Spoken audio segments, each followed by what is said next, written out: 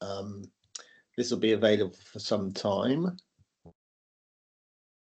And we've got the chat up, so we can have a bit of a chat as we go through at various points. So yeah, morning everyone. So this is the second. So we have 10 lectures, 10 contextual study lectures. Oh, just to say, like, if anything happens halfway through, like you lose sound or can't see the pictures, please just put it in the chat, or tell me, so that I'm aware of what's happening. Yeah, so this is the second of the 10 lectures. So last week we had, or a few weeks ago, we had the introduction to contextual studies, and this is the first part of 2. So one of the looking at iconic works and practitioners from the history of art, design and media. So I think the next one's probably in 3 weeks' time. So this one takes us from 17,000 BC to 2000 AD, pretty much up to the minute, and then the second one goes from 2000 to 2024. So obviously we've given the sort of priority to the most recent 25 years, I guess. And the important thing to say is, this is a really ridiculously impossible thing to put together, and it's my view of it. Okay, roughly. I mean, as a white British middle class sort of elderly male, I've got a history, like we all have, an understanding of histories which obviously influence what goes into this. Okay, if this was a sort of an academic from South Africa or from India, they'd have a very, very different angle on it. Okay, but I have tried to be as objective as I can, so it's not just all my favorites. I can assure you, I have tried to be as objective as possible. And as this is put together about 3 or 4 years ago anyway, and during that time I've looked at various surveys and lists of what's the most important artworks of the since the beginning of time. So yeah, so it's fairly objective, I'd say, as much as that's possible. So just to say, it's art, really, design and media. It's not creative stuff, because film isn't really featured, and film's huge, isn't it? There's nothing about the theatre or literature, so it's very much art, design and media, which I think are the main practices for your course. So yeah, there are some kind of holes. Anyway, let's move on. That's a bit of an intro to it. Also, we will, as we go through, always be thinking about this idea of context. Okay, the context of the work, and we'll be asking little questions about that as we go through. So yeah, first up is who says, hopefully, yeah. So start here. Generally, most lectures on the history of art and stuff start with the cave paintings. The Lascaux cave paintings from France, dated at 1700, but could be anywhere really, I think. Discovered in 1940, so quite recently. An 18-year-old boy, a dog robot, fell into a hole. This is the story, and went down to get the dog and found these extraordinary paintings. So generally it's thought they are accounts of past hunting success, okay, or some sort of mystical ritual, yeah, in order to improve hunting. So it's all about hunting, isn't it? It's all about kind of like living, the basics of living. But they're very, very beautiful things. So there's an aesthetic. So it kind of goes to the root of it all, doesn't it? So very fundamental sort of issues and concerns, but presented in an aesthetic way. So they've got kind of like form, there's a context, a concept, and there's a form, there's a beauty to it.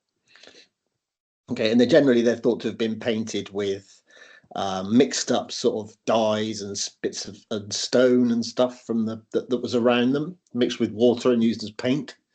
Anyway, extraordinary things. Good place to start.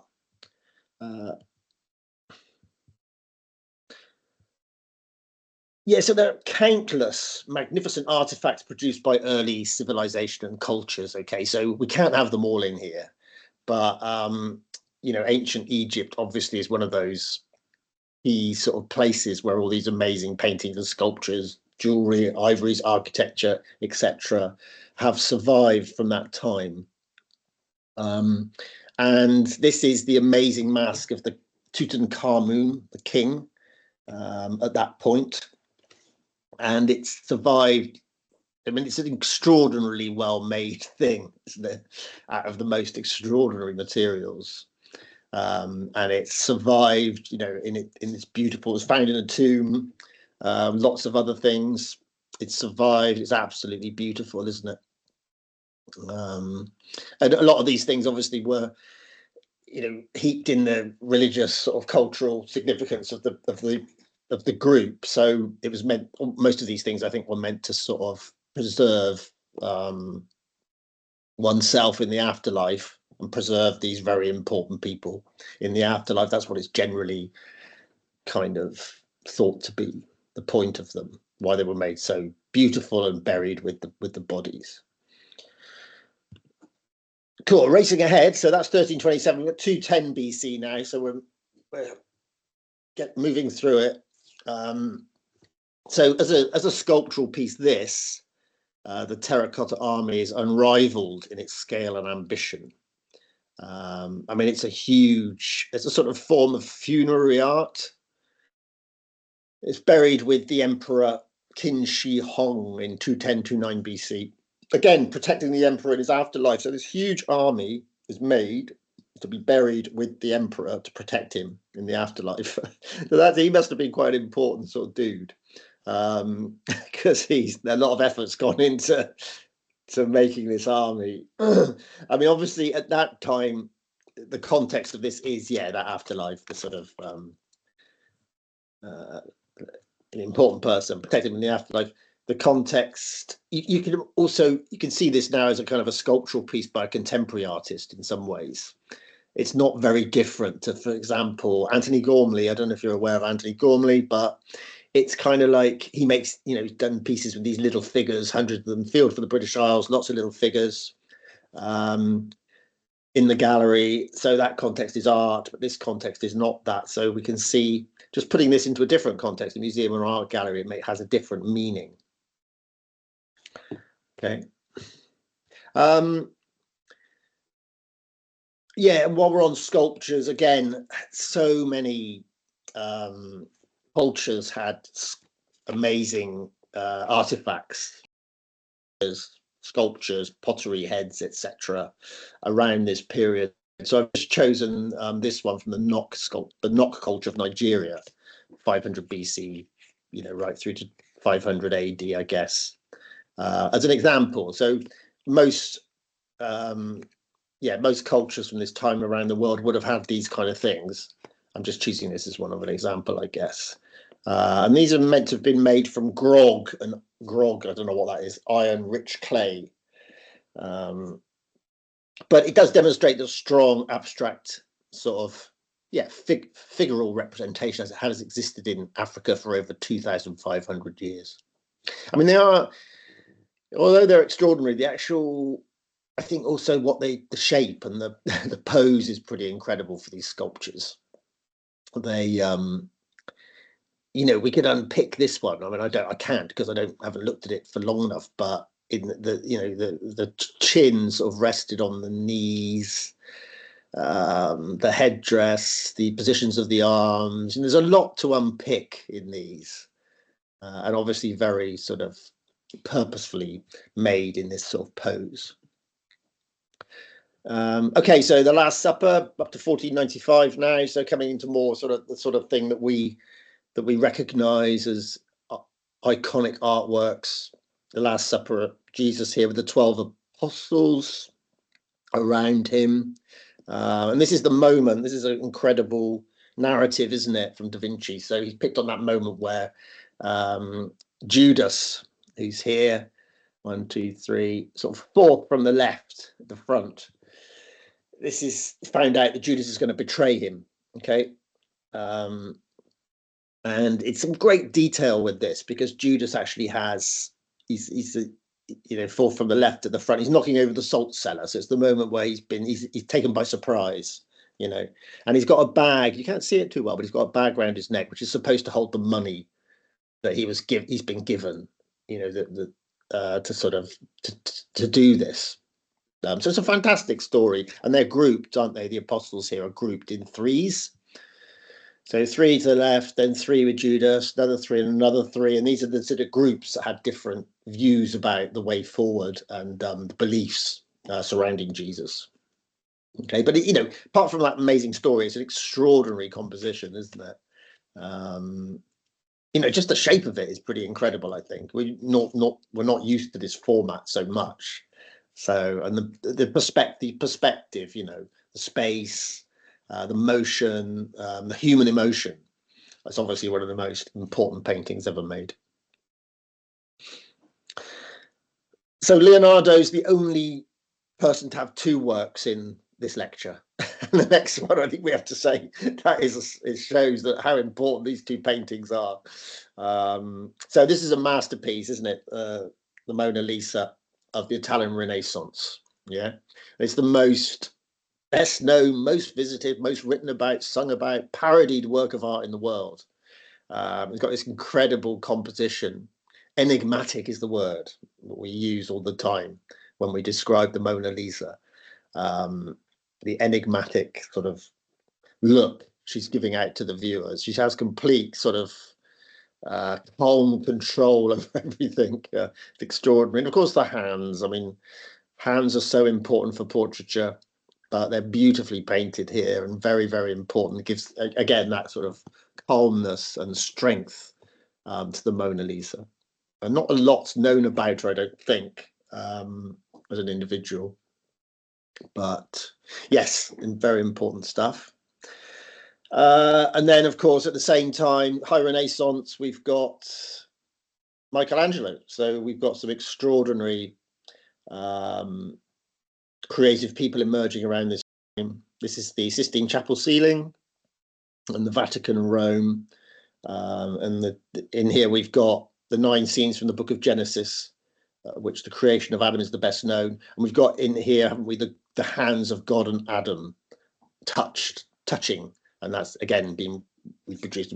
Why was the Renaissance such a fertile time? Well, it's difficult to put it, but I think it was wealth. You know, there was a lot of patrons, a lot of people with money who were able to employ people like Michelangelo to do extraordinary things. There were a lot of thinkers. There was a lot of trade coming in to this region of Europe from different parts of the world. So there was opening up of ideas and views. So a lot of, I think, and just some great thinkers, I think. A lot of the great thinkers at that point coming together with the artists. So it's just a lot of stuff coming together. Rembrandt, of course, we've got to have Rembrandt in this lecture, haven't we? This is his very, very important self-portrait at the age of 63, months before his death. He painted about 80 self-portraits altogether. This is one of 3 from 1669. It's an extraordinary sort of self-assured, confident painting. It shows an artist in complete control of his medium. It's beautiful, the light and the tone, the representation of the texture of the skin and the cloth. It's an absolutely beautiful painting, and it's so sort of dignified and just very, very confident character at the end of his life. Very, very beautiful painting. Blake. So yeah, huge influence. William Blake. This is Great Red Dragon, the Woman Closing Stuff from 1807. Influenced countless writers, poets, and painters, and a lot of influence in modern popular culture as well, like in animation and gaming, those sort of things. He would have made a great games designer, wouldn't he? He was a songwriter, he's a writer, painter, and also had extraordinary ideas around, personal, like sexual freedom, imaginative freedom. He had some really advanced ideas around those sorts of things. This is a part of a watercolor series between 1805 and 1810. He was commissioned actually to do 100 paintings, illustrate the Bible, and at that point. So he was incredibly productive. I guess that's what I'm trying to say.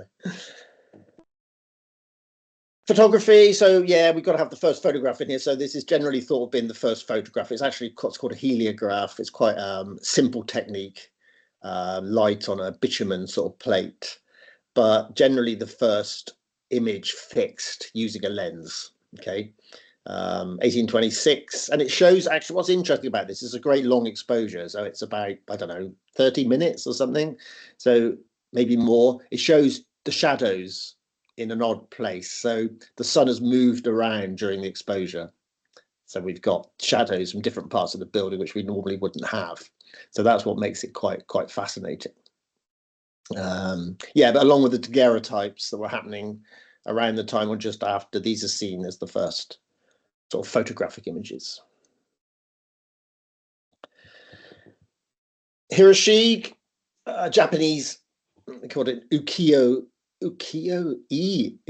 artist. That's right. These lovely horizontal landscape series called the 53 Stations of the Tokaido, and this is Mount Fuji in the morning. The Japan's Edo period, yeah, 1603 to 1868. Wonderful, subtle use of color, gorgeous prints, very, very labor-intensive processes, all beautifully done, very fine detail, gorgeous compositions, often showing sort of everyday life as well, I think, in a lot of Hiroshi's work. So people going about their daily sort of business, and a lot of iconic stuff from Japanese culture, like the storks and the mountains and the birds and the fields. So yeah, Hiroshi, very important.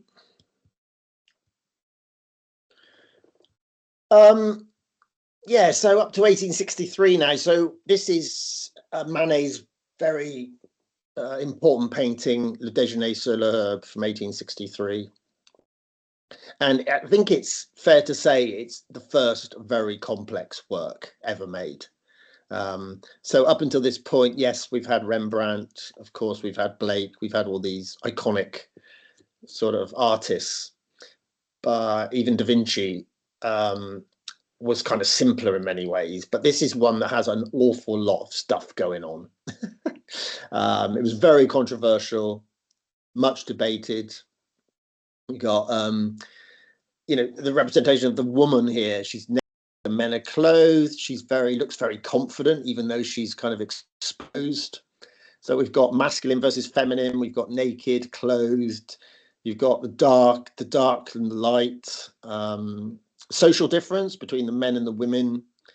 You're not sure whether she's powerful or weak or where she is, and what's this mysterious figure coming out of the in the forest in the background. And the thought with this, it's painted in the studio, so this looks like a studio backdrop, doesn't it? And these people are sort of sat in front of it in the studio. Manet's painted from there.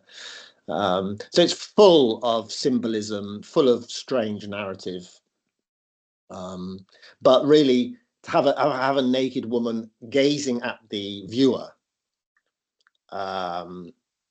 it's just at that time you've got to remember that this is like 1863. This is before all the sort of theories of sexual politics and gender politics, etc., have started to go anywhere. And we've got Manet sort of making this sort of statement. I don't know, some people find it, I don't know, some people are not happy with it, the way the woman's represented, and some people have, what I've read, and some people feel it's great. So it's kind of splitting the debate, I guess. Anyway, fascinating work. Okay, here we are coming up to 1876. So in the area of design now, aren't we? And this is William Morris, who he was a socialist, really activist, quite a very political man associated with the British arts and crafts movement. But again, he was one of these polymaths. A lot of these people are like Da Vinci and Michelangelo. They're polymaths in that he was a poet, a novelist, like a translator, socialist activist. He'll be best known for his textile works, of course. One of the most significant cultural figures of Victorian Britain. Yeah, so we can see, if you have an awareness of Victorian Britain, you can see this kind of thing on the wallpapers or on the chairs, covering cushions, that sort of thing. It's classic Victorian design. Yeah. But again, over 150 years ago. Is that right? 150 years ago, and designers still churn out this kind of design, vaguely different, but obviously incredibly influenced by Morris's designs.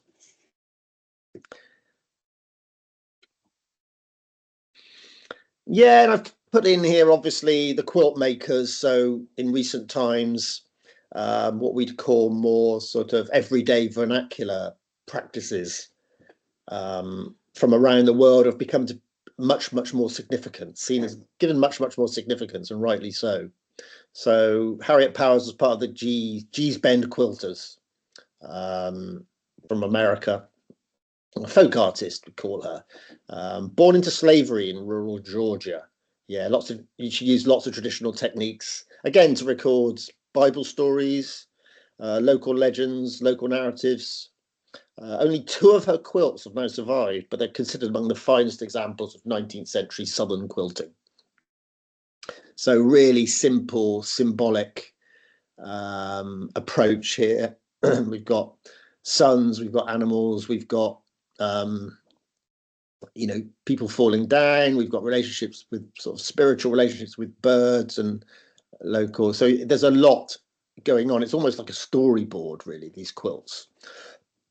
And they are very, very, very fascinating.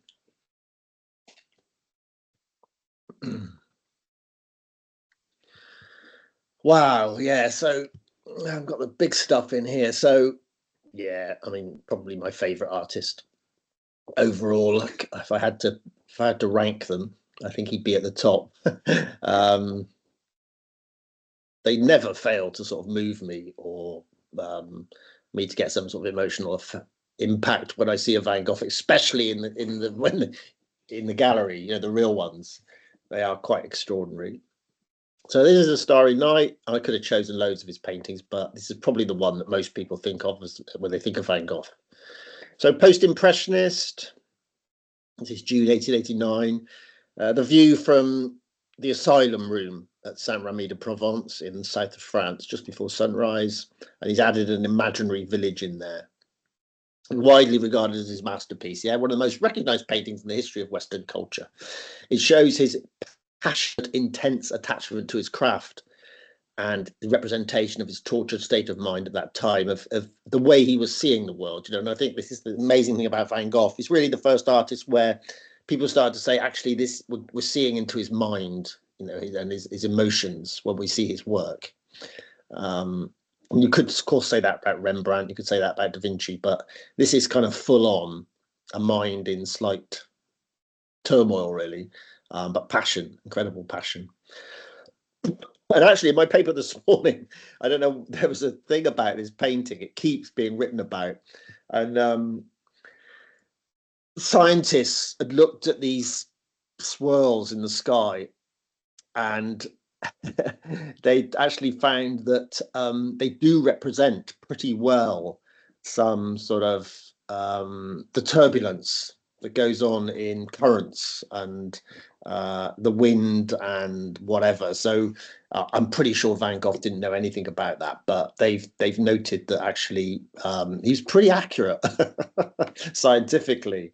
Probably just completely subconsciously, or maybe he was painting what he saw. I don't know. But yeah, magnificent painter. I mean, the control of the brush, the way he creates depth and the color, they're just absolutely extraordinary, aren't they? There's a great exhibition of Van Gogh's on in London at the moment, called Poets and Lovers, I think. So I should be going to see that in December, definitely. So I'd recommend you, if you're in London or go to London, it's the show to go and see. I think it's at the National Gallery, I think. So yeah, there he is.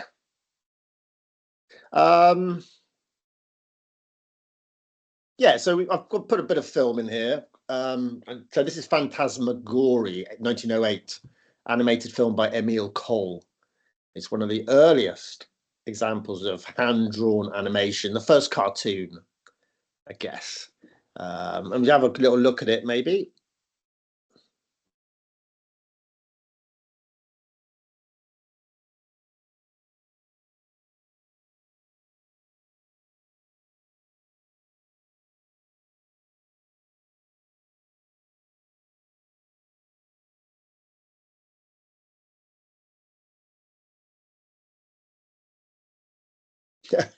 Yes, it's quite fun. It's basically sort of a stick man, just moving about, encountering and morphing into sort of all sorts of weird objects. Like a flower becomes an elephant, and then there's a sort of dinosaur thing and a wine bottle. So it's a pretty crazy, surreal thing. But and occasionally you get the artist's hands. Yeah, like at the front, you get the artist's hands keep coming in and showing the actual act of drawing, which I think is quite clever, quite sort of meta. As But yeah, you can see this is the start of cartoons, isn't it? Animated drawings, the first kind of earliest example of that. And there's something very beautiful, isn't it, about the primitive, the handmadeness of it. Yeah, the drawn nature of it. Um, okay, so we're up to 1911 now. So in the 20th century, so we're moving forward with pace. So Braque, yeah. So Braque. So come on, let's ask you guys. What's the So as we go through this, we're seeing movements. Yeah, we're seeing art movements that happen at certain times. So what's this one then? Which movement is Braque's Man with the Guitar connected with? Put it in the chat. First one to do it gets a prize. No, not really. Yay, well done, Alice. Excellent. Cubism it is. Yeah. So one of the most important works of the Cubist movement, Cubist period. Cubism, 1907 to 1914, generally. Picasso and Braque are probably the two most famous exponents. So here we've got man and a guitar, which we can't see that well. What there is quite interesting is a nail and a rope, top left. I don't know if you can see that, which is quite interesting. So the whole point was to try and the painters were intellectually or theoretically engaged with the idea of the two-dimensional surface. So although we see the world in 3D, all paintings and photographs are fundamentally 2D representation of a 3D world. So what they decided was we're going to try and show 3D on a 2D surface. So they're just painting objects and still lifes and stuff from lots of different angles. So we're seeing from the side, from the top, from the front, from the right, from the bottom. Yeah, so it's broken down into geometrical components, I suppose, several angles at once. So it's abandoning that traditional use of perspective. Okay. And they are fascinating. They're absolutely fascinating. They're great to look at, and you do find your eye sort of moving around and almost creating internally a three-dimensional form rather than the 2D one, which it actually is. So really, really important movement, really important time. Aha! So Van Gogh might be my favorite artist, but I think this is probably my favorite ever artwork. This is extraordinary. So this is Duchamp's Fountain from 1917. I'm sure a lot of you have come across it before. An icon of 20th century art, of course it is. Yeah, the original, which is lost, of course. That all you see now is reconstruction of it. And it's called Fountain. It's actually urinal, obviously, and it's signed R. Mutt in 1917. That was his pseudonym at this. And Duchamp's part of the Dadaist movement. Okay, so Dadaism, Surrealism, sort of running alongside each other. Dada was like da da da da, meant to be from the sound of a baby making the da da da sound. That's where the name for the movement came from. And they were just like radical anarchists, really. They wanted to upset everything and do crazy stuff. And this is what we'd call a ready-made. Duchamp called them ready-mades, okay? So it's something that's already been made and it's just recontextualized as an artwork in a gallery and signed. Okay, I mean it's like a sculpture, isn't it? Let's face it. You know, people are making sculptures like this. I mean, with a different aesthetic, but in a very similar way. So he's kind of pointing out, well, what's the difference between this as a sculpture and those carefully crafted sculptures that lots of sort of serious sculptors are making. So it's an extraordinary thing to do, extraordinary statement. I mean, it's the forerunner of all the conceptual art that happens now. It's definitely the point when this is 100 years ago, you know, where that idea of what is work and, you know, basically saying that if you sign something as an artist, stick it in a gallery, it becomes an artwork. You know, the context is it says it is that, and that's a massive statement. Okay. Also, it's great fun, isn't it? Because art can be very, very serious. But Duchamp was a great one for having a laugh with stuff. Kandinsky, yeah, very important Russian painter, theorist, writer, poet. I mean, Kandinsky, another of these polymaths, really. Pioneers of abstraction in Western art. And he was really linked in with spiritual movements. He's connected his art with music. So again, is one of the first people to kind of do that. And also, so that synesthesia is a term we use when we talk about Kandinsky. That idea of painting sound. Okay, so listening to music and painting what that feels like. So bringing together emotions from different kind of different emotions from different things, different what was the senses? That's right, the senses. So again, a radical movement forward, a radical bit of thinking. Okay. And they're beautiful things. They're very sort of scientific, yet they're also very sort of spiritual. So they bridge that sort of gap between different states, I guess, and different contexts. Yeah, so this is a great one for context. Kandinsky's a great one because he's responding, he's a painter fundamentally, but he's responding to the context of spiritualism and music and like the cosmos, you know. So they're not all what they seem on the surface. Yeah, that's what we're kind of saying. Okay, while we're on abstraction, we've got Mondrian, important Dutch painter and theorist, pioneer of 20th century abstract art. He started off as a figurative painter, actually, and then increasingly they become more and more minimal and more abstract, reduced eventually to simple geometric elements, eventually just three primary colors like this one, red, blue, and yellow. He was part of the Still movement, which advocated pure abstraction. Okay, so discussion pause. So abstraction is still a prominent form within contemporary art. So why the enduring attraction of abstraction? Why do we still like to do it? And why do we still like to look at it? Okay, do you want to just put a couple of ideas in the chat while I have a pause?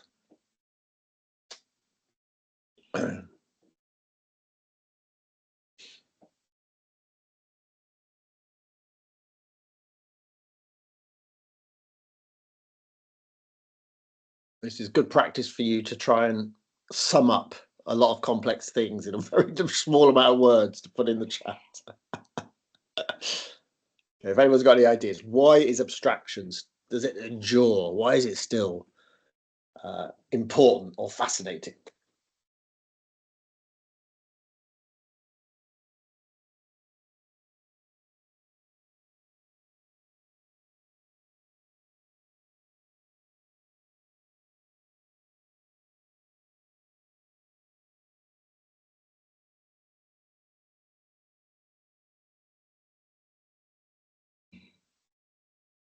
Good. Few coming in.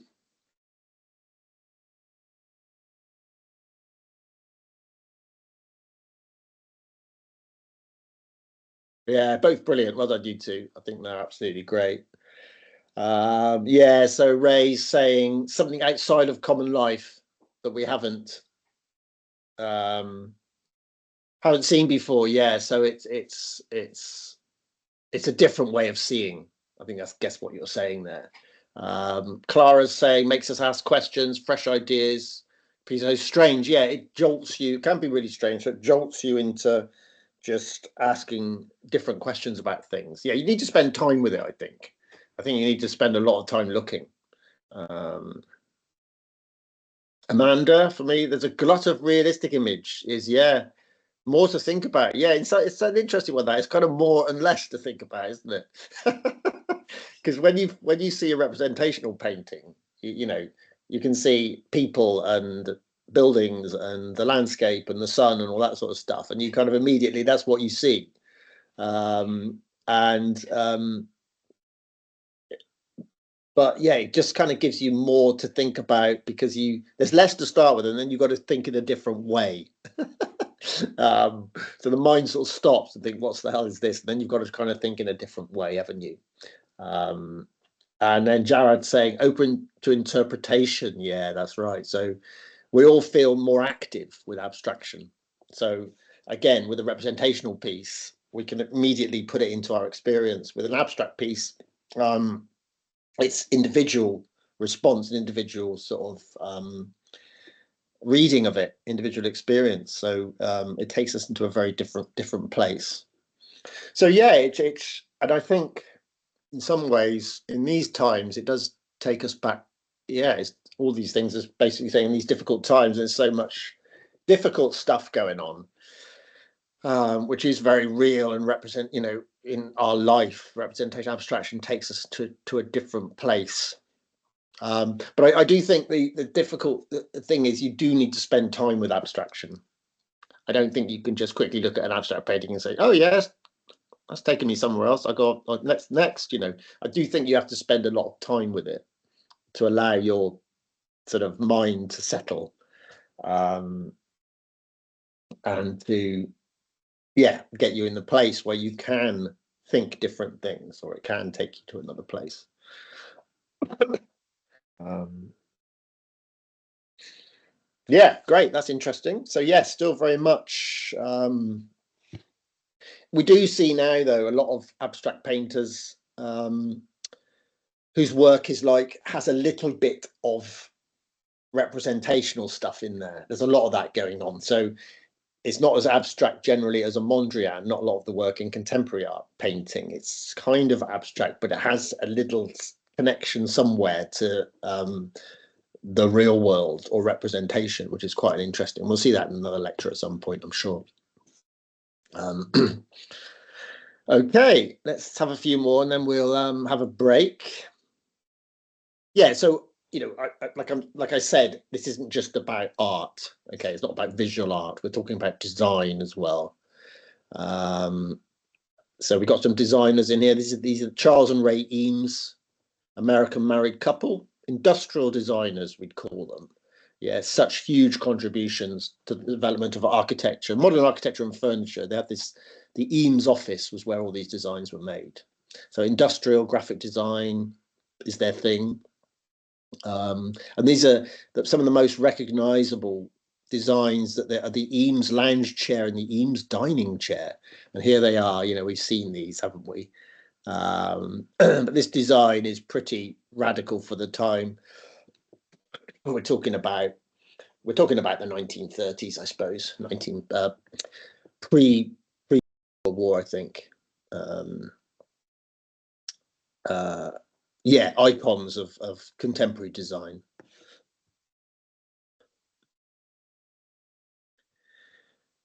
And then this is Rodchenko, Russian constructivism. So again, we've got a movement here, haven't we? We've got a movement, a period of art practice that we can put Rodchenko into. So Russia, 1920s, 30s, again, pre-Second World War, in between the wars, rejected the established artistic conventions of self-expression and aesthetics. He dedicated himself with revolutionary fervor, to bringing art to the masses. He denounced easel painting and all that sort of stuff on ideological grounds, and he advocated bringing art into everyday life. So, that inevitably made him work with more of a graphic design context. Okay, and he made propaganda posters, using photo montage. So one of the first examples of a really political use of photo montage. Books, please. That's what she's shouting. So this is kind of like real sort of like communist sort of like people. We want the people to be learning. We want the people to be reading books, and a really strong sort of graphic statement. Fashion, of course, as well. We include in these lectures, fashion designers, really important. And this is Coco Chanel, the little black dress from 1926. So Gabrielle Bonheur, she's called Coco, that was her nickname, French fashion designer and businesswoman, founder obviously of the Chanel brand. Liberated women from the constraints of the corseted silhouette.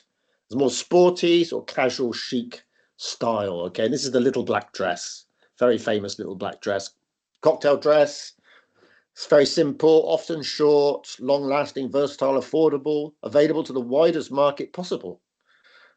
Just really simple and elegant, versatile, affordable. And obviously, she Coco Chanel, the first person to bring this into the world. Architecture. So we need to have architecture in here. Sagrada Familia, which I'm sure some of you have visited, 1882, ongoing, I've put. It's still like, did I maybe read something the other day that it's actually finished? I don't know if anyone else, if that's possible. I think I did read that it's finished, maybe not. Anyway, Gaudi, Anthony Gaudi's the architect, UNESCO Heritage Site, extraordinary thing, extraordinary sculptural building. You've got Art Nouveau forms, Gothic, everything's thrown in there, and he actually died, didn't he? While kind of still making it. Less than a quarter was complete when he died in 1926, and he's buried in the crypt. So he's buried in the bottom of the building that he designed and wanted to bring to life. So it's an extraordinary story, and it is a most extraordinary building. So more sort of architecture, but more than that, I think the Bauhaus, which some of you might have come across, founded by Walter Gropius, German art school, 1919 to 1933, combined crafts and the fine arts.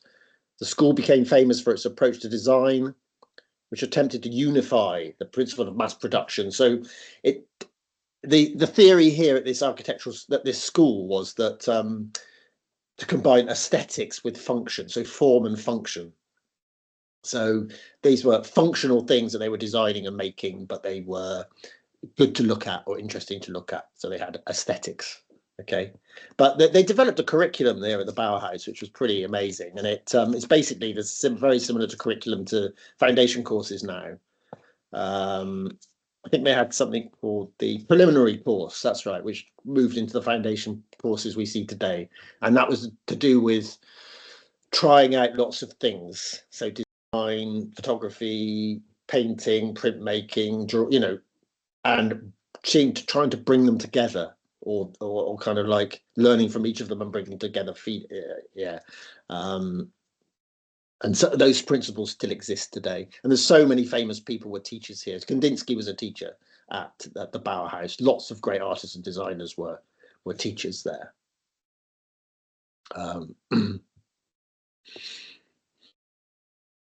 Okay, last one, then we'll have a break then. So we're up to 1928, so we're still at that period, really exciting period between the wars.